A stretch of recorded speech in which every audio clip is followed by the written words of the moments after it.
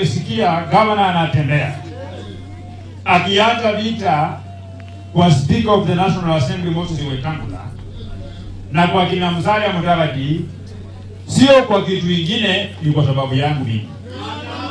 Unajua ule natembea na mimi tuko na maono kwamba hapo mbele, baada ya viongozi wetu ambao wako sahihi kuondoka kwa kustaafu, baada ya Wetangula kustaafu, baada ya Musalia kustaafu, mimi na natembea tuko na maono ya kujaza hiyo pengo.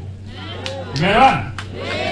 Lakini tofauti ya natembea na mimi ni kwamba mimi nataka nifuate nyuma ya Wetangula, nipande mabega yake, nione mbali penye yeye anaona anafika, nipita hapo nione mbali huko zaidi. Nataka nikuwe nyuma ya Musalia, nimsindikize polepole, nipande kwa mabega yake, nione kupita Maruru, nione mpaka Kisii huko mbele. Lakini sasa huyu natembea amekuja juzi, anataka kuruka line akuje mbele na mimi niko hapa. Ndio naona mimi sio mjinga, ndio naona mimi na mtime na mchunguza.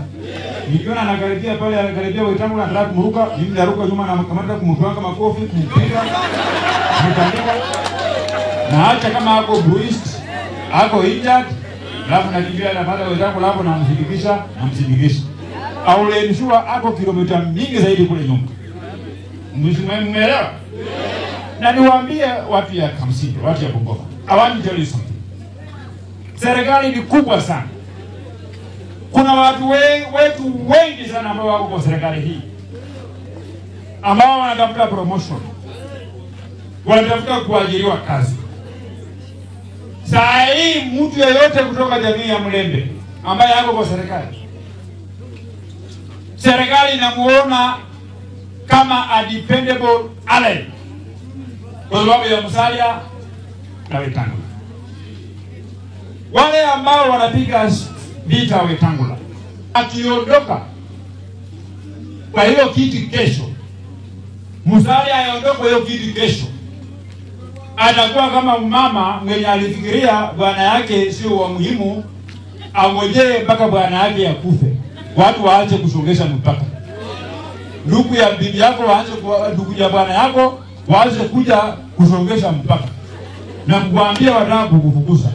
That is the day you will know that even if your husband is a drunkard, is a symbol of security, the home state will be respected.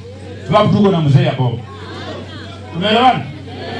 So, na hii Wetangula nafasi yake, watu wengi wamekulia jina ya Wetangula. Unaenda kwa ofisi ya serikali kuomba maendeleo, unasema speaker amenituma.